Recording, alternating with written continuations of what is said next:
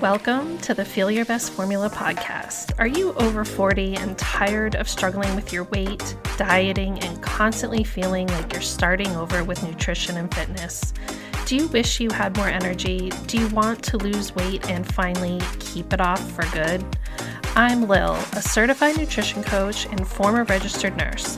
I too have been there, and at the age of 44, I decided I was done with fad diets and chasing a lower number on the scale. I was so tired of constantly starting over and wondering why I couldn't get lasting results. I became a nutrition coach and created the Feel Your Best formula for women who want to build muscle, lose fat, and keep it off for good. If you're ready to build a better relationship with food, the scale, and your body, let's build your formula for feeling your best. If you're new here, make sure to check the episode details for the link to my newbie starter guide. You'll receive an email straight to your inbox with everything you need to start building your Feel Your Best formula. I'm so glad you're here. Now let's dive into today's episode.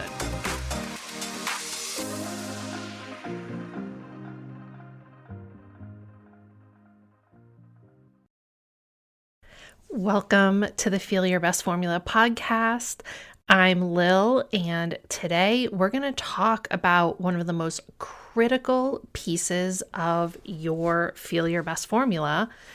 This is the mysterious, often misunderstood, yet extremely critical time period after you have completed a fat loss phase where you have seen the scale go down, you've been doing it correctly, you know that this is fat that you've lost, and it's time to end your fat loss phase because for mental health reasons, physical reasons, timing reasons, schedule reasons, or perhaps you're concerned about going into metabolic adaptation. So once you hit that 12-week to 16-week period on a fat loss phase, it's time to pull the plug, most likely, barring all other issues. You still should not be doing a fat loss phase much longer than that.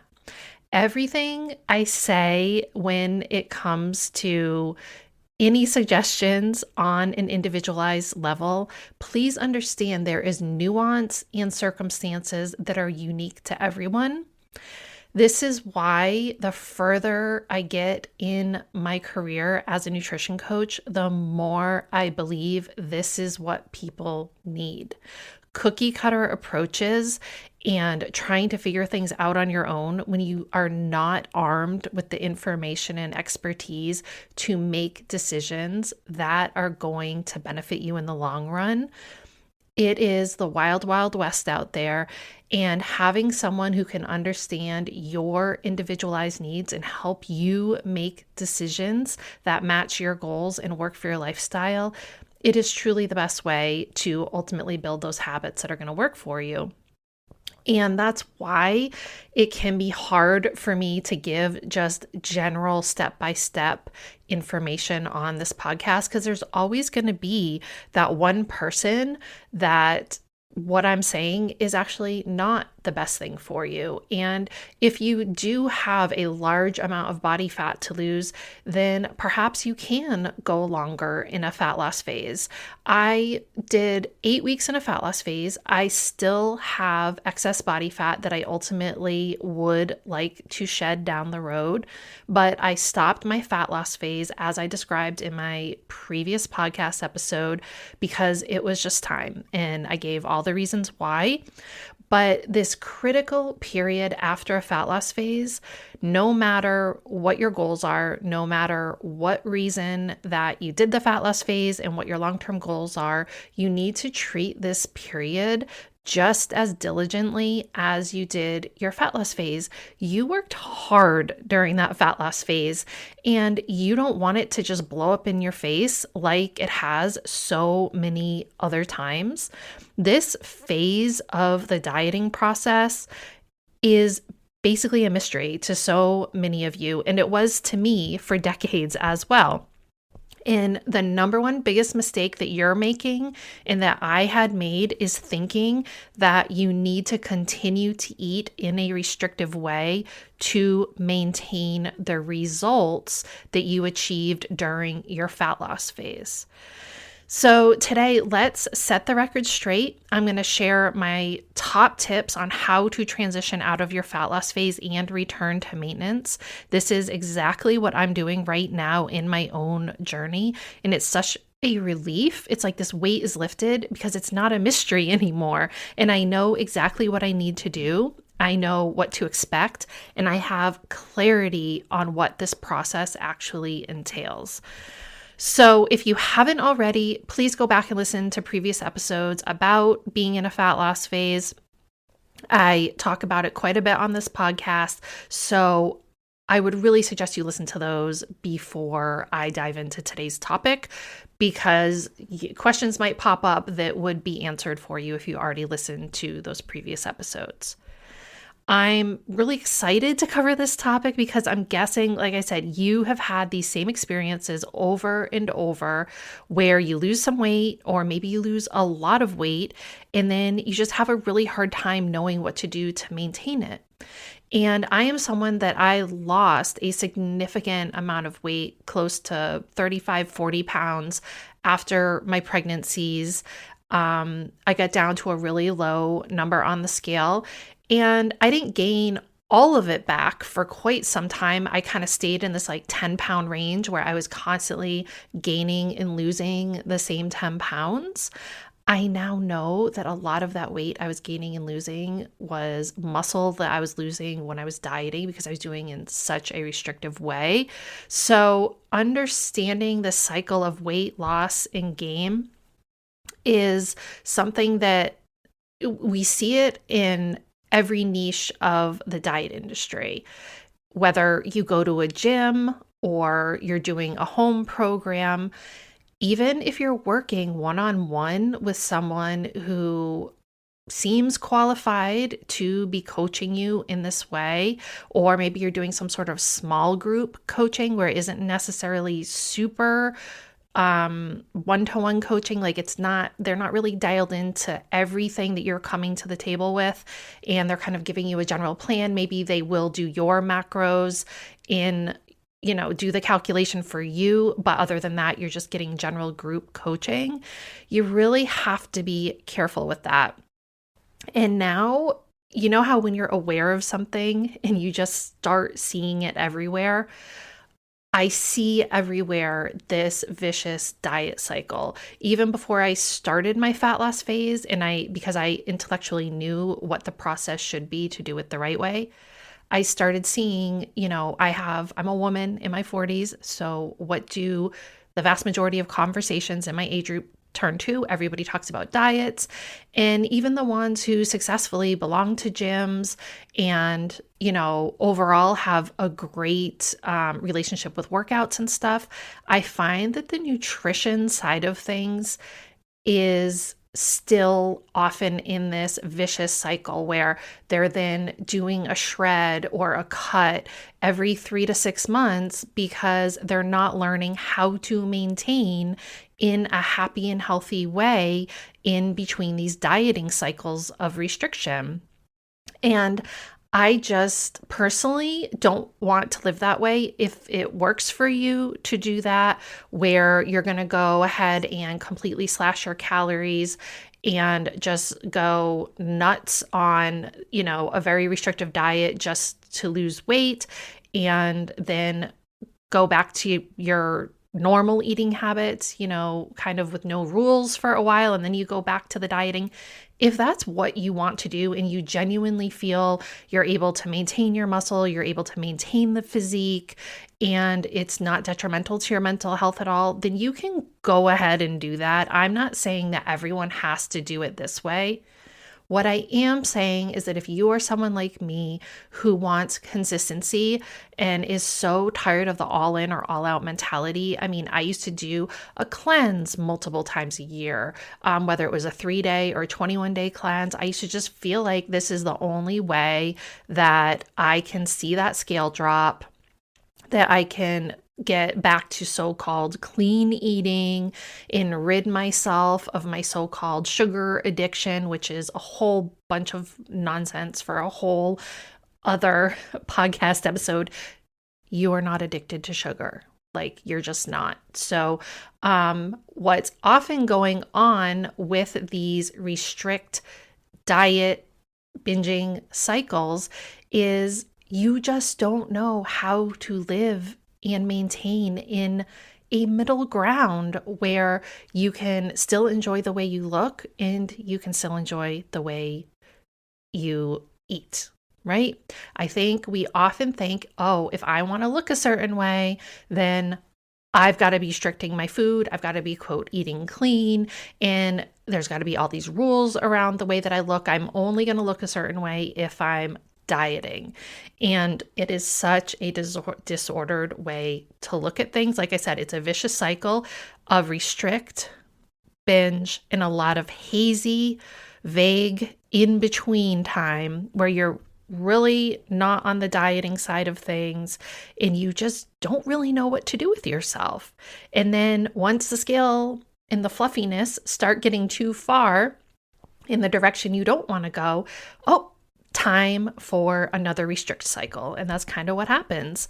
So I'm guessing that this is a familiar experience for you. So let me clear things up for you.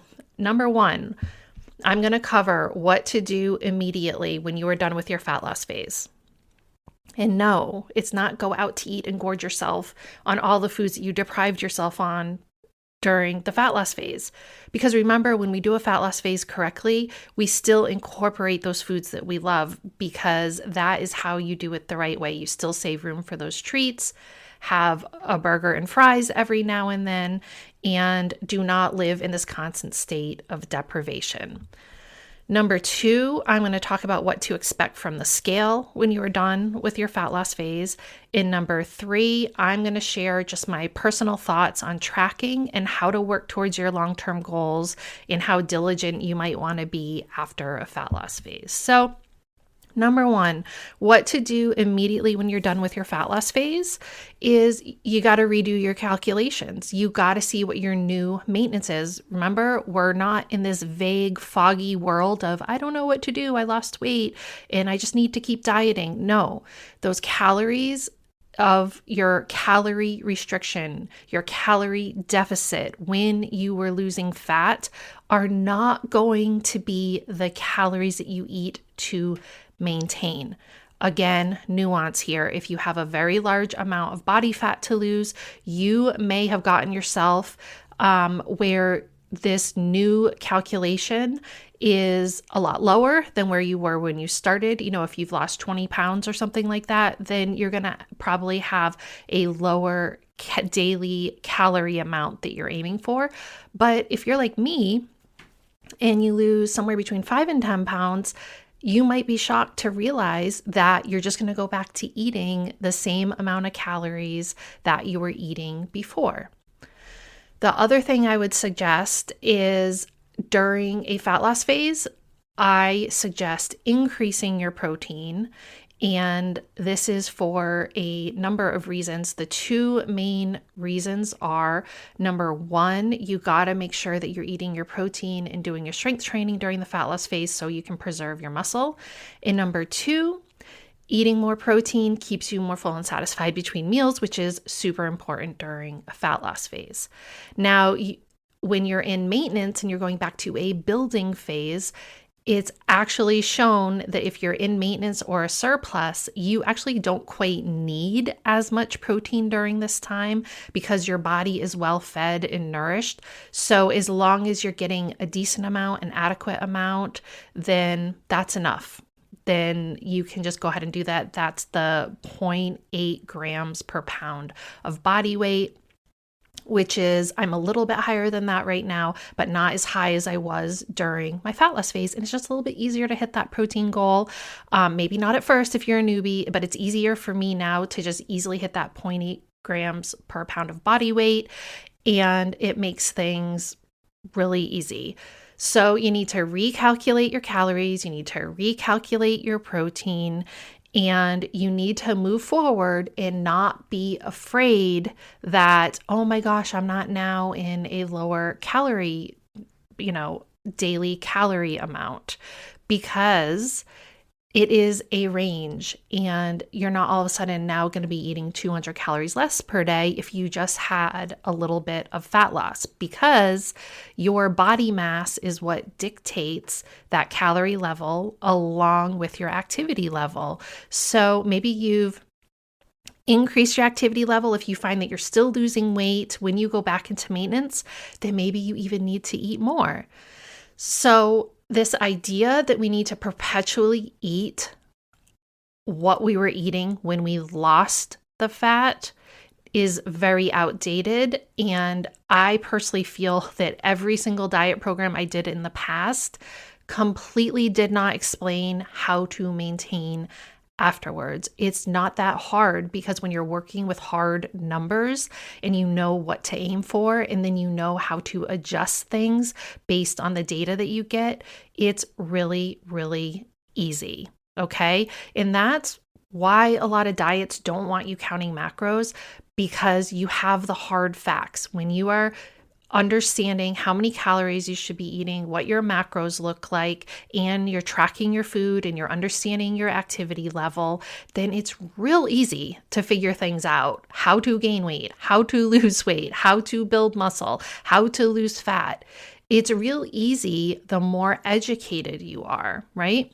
So a lot of diets keep things very vague. They don't really want you to know how to maintain. And that is how they make their money, because you go off the diet, you can't stick to those super low calories, and you just go, F it, I can't do this anymore. I lost all this weight. I've got plenty of wiggle room. And you just go back to eating pretty much the way you were before you started the diet. And then eventually you end up right back where you were before you started the diet. So I don't want that for you. And you're probably surprised when I'm saying, again, you might just go back to eating the same calories that you were eating before your fat loss phase. But I want you to understand that that is because your body mass has not changed all that much. If you weigh 170 pounds and you lose 6 pounds, that's not a huge percentage of your body mass. So this is why you're going to have to continue quite a bit of the habits that you used during the fat loss phase, okay? So this leads me into what to expect from the scale when you are done with a fat loss phase. And guess what? The scale is going to go up, right? Because we understand, if you've listened to my previous episodes, you understand that there's a lot of factors that go into the number you see on the scale. Primarily, again, it's just how much force your body is exerting onto Earth through gravity, and that's the number that the scale is giving you. When you are in a calorie deficit, you're eating less food, and that amount of food weighs less in your digestive system than the amount of food that you're going to be eating again when you go back into maintenance. So that's going to make the scale go up. As you are increasing your calories and going back to maintenance calories, which I've seen people like, oh, you want to do 100 calories per week or whatever, that is just silly. I went straight back up to my maintenance calories. I don't see any reason to go up gradually unless you have some sort of disordered behavior when it comes to dieting. I went straight back up within 24 hours back to my maintenance calories. It was definitely an adjustment. It was an adjustment mentally, because all of a sudden I was like, oh my gosh, I have so much food I can eat. And after being in that restrictive mindset for only 8 weeks, it just felt really almost uncomfortable for me. And that's because of my past history with some disordered behaviors and orthorexia and things like that, that I really had to remind myself what I was doing, and that it was okay to go back to eating all this food again. And it's been really interesting watching what the scale has done.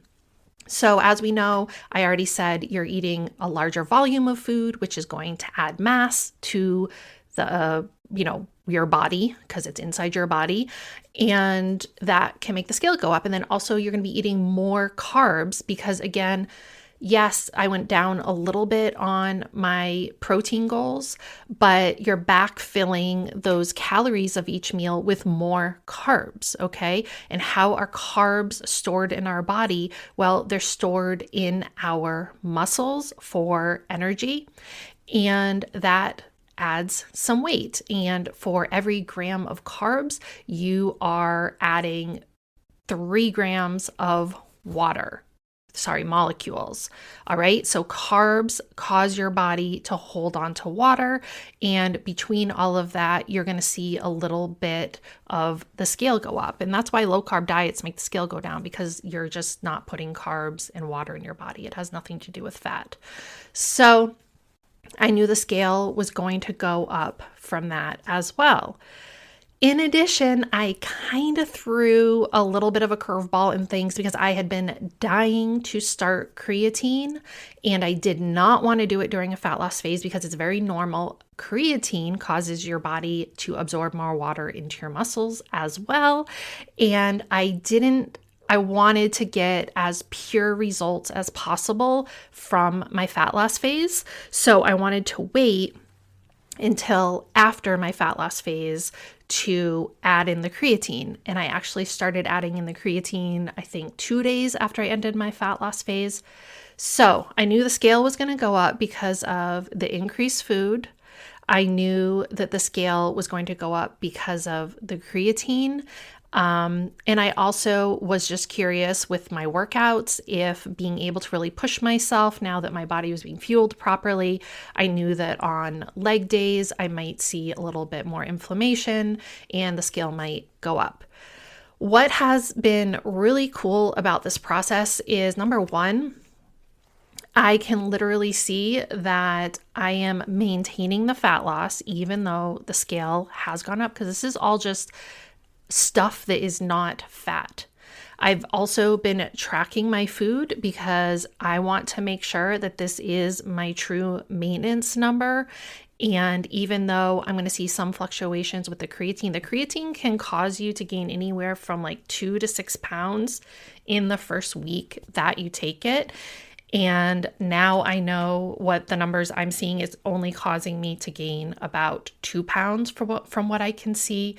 But I'm going to be continuing to track my weight every single day, tracking my food, just to make sure that I'm seeing that fluctuation for what it is. And it's been really cool because overall, I have only gained about 2 to 4 pounds, just depending on the day, compared to where I was at after the fat loss phase. And it goes up and down. And that's how, when you weigh yourself every day, you learn that the scale goes up and down based on water weight every single day. And what you're looking for is the average. So my average increase right now is only 0.9 pounds from the average that I was in my fat loss phase. So even though I've seen the scale fluctuate 2 to 4 pounds from where I was, what I'm seeing in the weekly average, and again, I'm just over, I think I'm about 2 weeks into it now in maintenance, it just barely into 2 weeks.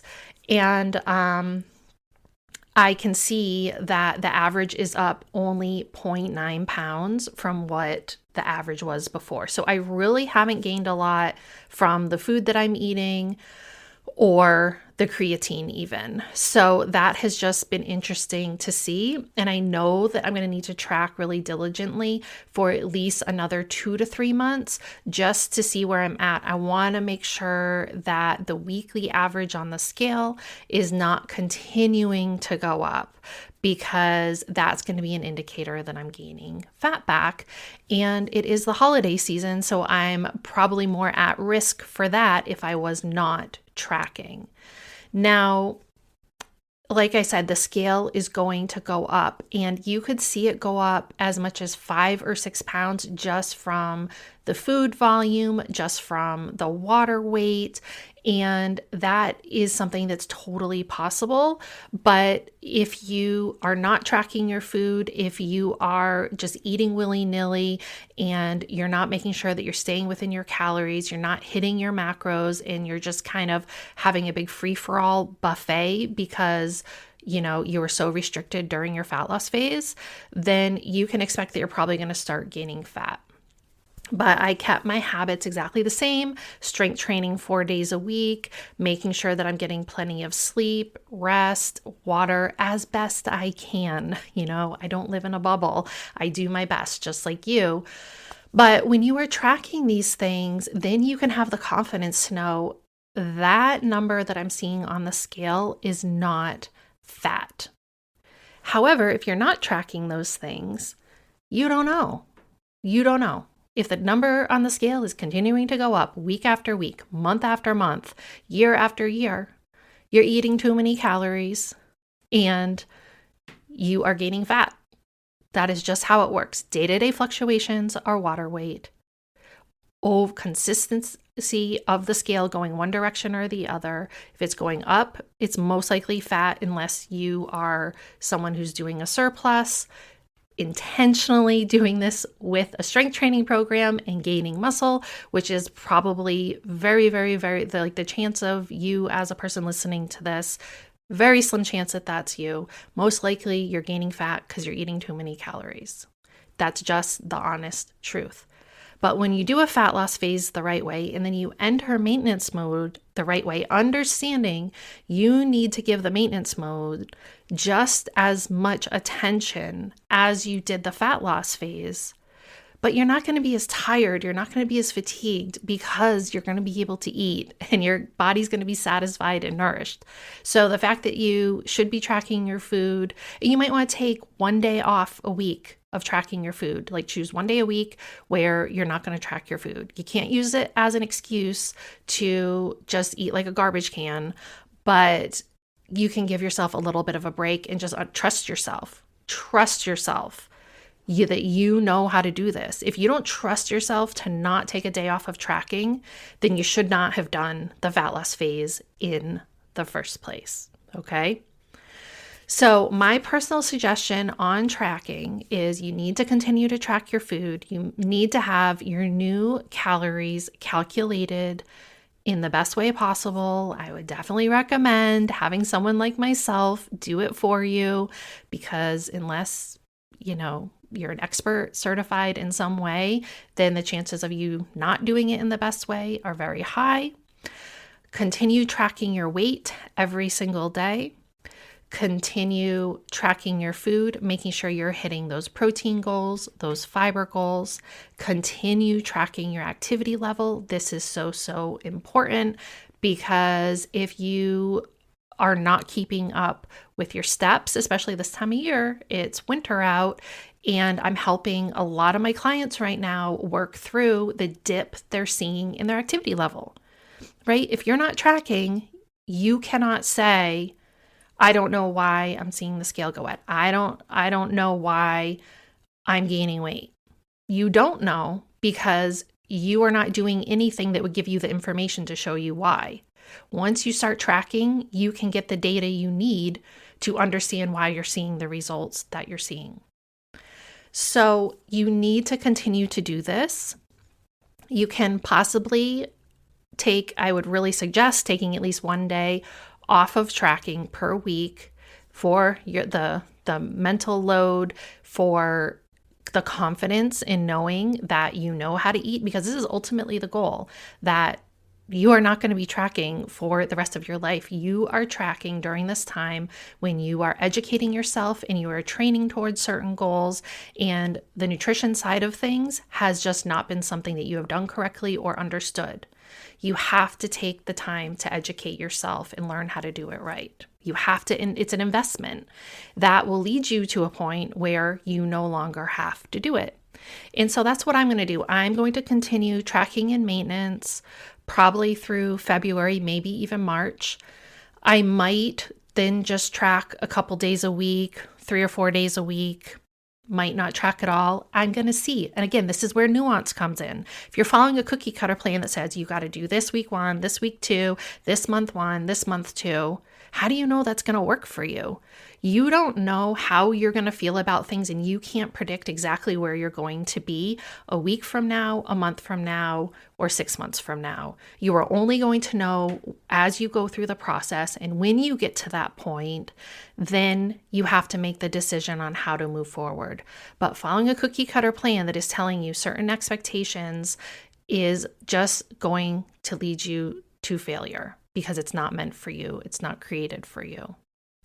So that is my long-term goal. I'll be living in maintenance for at least another 6, 9, 12 months before I even attempt a fat loss phase, because I got to build the muscle. I got to eat to build the muscle, and I need to build the muscle so that the next time I do a fat loss phase, I'll be revealing even more muscle that makes me look toned and strong. And yes, you can do a little bit of body recomposition in maintenance, where your body is losing fat and gaining muscle. It takes a very long time for someone like myself who has been working out and having these habits for years and years. If you are something who is a beginner, again, this is where the nuance is. If you are a beginner, you are much more likely to see a decrease in body fat and an increase in strength, even just eating in maintenance when you very first get started.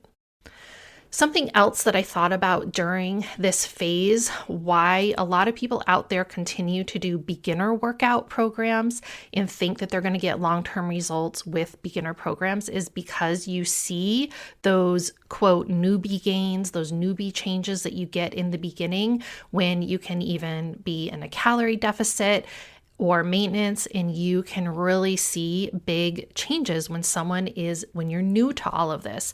A lot of people's bodies respond by building muscle and losing fat in those early stages. The problem with this is if you continue with beginner workout styles like cardio dumbbell, and you don't ever progress to lifting properly. This means doing moves like deadlifts, doing moves like chest press, doing moves like rows where you're not doing these complicated cardio dumbbell moves, then you're going to get stuck. And if you want to move forward, then you got to make sure those workouts are actually changing your body. Otherwise, you get stuck in this vicious cycle of cardio dumbbell workouts, calorie restriction, restrict, binge, and never seeing the results that you want because you're not building the muscle that you need to look as toned as you want to when you lose the fat. So I was just thinking about it because I was stuck in beginner workouts for almost a decade, and I realized over the past couple months on a personal level, that's why I always got stuck and never really got to that point where I really looked toned, where I really looked lean, where I was able to eat an adequate amount of food and not feel like I had to be on a diet. It's because I was stuck in this beginner loop. So understand that once you get through the beginner phases and you start moving towards long-term goals, your habits are going to have to change. You're going to have to start doing different types of workouts. If you really enjoy cardio workouts, then maybe you can just strength train 2 days a week, but you have to do proper strength training. None of these flitting around doing weirdo dumbbell moves with 5, 10-pound weights. You got to be aiming to be lifting heavy. Like I said, I'm going to take my one arm row, for example. I used to think using 10, 12-pound weights was heavy for a one arm row. I'm 30 pounds. I'm using 30 pounds for a one arm row. And if you follow me on Instagram or if you've seen a photo of me, I don't think I look like Arnold Schwarzenegger, but that's what real strength is. You don't have to worry about getting bulky. It takes so much food, effort, and diligence to get, quote, bulky. If you want long, lean muscles, you got to lift heavy weights and you got to stop doing these workouts that are not really strength training workouts. They're strength training. They're wolf in sheep's clothing. and a lot of it is geared towards women. I keep seeing this ad in my social media feed for this stupid ball and band system. I think Jennifer Aniston is like one of the spokespeople for it. And I look at it, it's just a skinny girl doing her little 1 and 2 pound weights with a ball in a band. If you enjoy doing that workout, it's like on this mat. Have you seen it? It's like a tic-tac-toe mat or something. I looked at it and I was like, my brain hurts from watching this, and it makes me angry because they're trying to tell you this crap is going to make you strong. It's not. You're going to feel the burn. Feeling the burn does not equal getting stronger. And you're going to feel like you're doing something, and you're probably going to get your heart rate up, which is great. And if you really enjoy it, then go ahead and do that a couple days a week. But it's not going to build strength, especially if you've been working out for a while. Again, nuance. But so much is sold to us as women that lifting little 2-pound weights are going to make us strong. And this is the cute way to get the body of your dreams. I shared on my Instagram stories, me deadlifting 60 pounds. Might not sound like a lot to you. There's people out there deadlifting 300, 400 pounds. But as someone coming from a time in my life when I could not even bend over to tie my shoe or empty the dishwasher or pick something up off the ground because of herniated discs, scoliosis, and arthritis in my back, leading to sciatica, for me to deadlift 60 pounds, I felt on top of the world. And it's not cute. The things you need to do to get strong like that. I shared the video on my Instagram stories. I'm making ugly faces.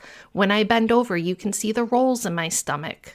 But I shared it because you need to see more people doing stuff like that so you understand how to do it too. Not going to happen bouncing around with 2-pound weights, a ball between your legs, and an elastic band around your knees. It's just not going to happen. Okay? So that's a discussion for another time. But I hope that you now understand what maintenance looks like after a fat loss phase, understanding that you may need to go back to eating the same amount of calories you were before, and understanding that you got to give this phase just as much attention and diligence as you did to the fat loss phase so that you don't gain the fat back, right? You're going to continue to get stronger so that the next time you do a fat loss phase, you're going to love what you see even more. Okay, that is it for today. I'm sorry that this episode is a little bit late. I just did not have the proper environment to be recording it over the past few days. And I normally record on Fridays, but I was unable to. So here it is now, better late than never. Just a reminder, if you appreciate my messaging here, if you love listening to my podcast, if you could take 2 seconds, go and give me a 5-star review, I would really appreciate it so much. And if you have any questions about anything that I talk about here, just pop me an email, lil@liliuslewis.com, and I'm eventually going to do a podcast episode where I'm just answering your questions. You can see my email in the episode details as well. It's in every episode, how to contact me. So I will be doing an episode where I answer your frequently asked questions as well. So if you have a question, hit me up in my emails, and please don't forget to leave me a 5-star review. Have a great week, and thank you so much for listening. Thank you so much for tuning into today's episode of the Feel Your Best Formula podcast. If you haven't already, make sure to check the episode details for my new listener starter guide, and any additional resources mentioned in the episode can also be found in the show notes on my website. You can always find me on Instagram @macroswithlil, and for more healthy lifestyle tips, recipes, and information on my one-to-one and group coaching services, make sure to check out my website. All the links can be found below. If you know someone else who is ready to start building their formula for feeling their best, please share the love and send them a link to the podcast. I hope you found today's episode helpful, and I'll see you back here next week for a brand new one.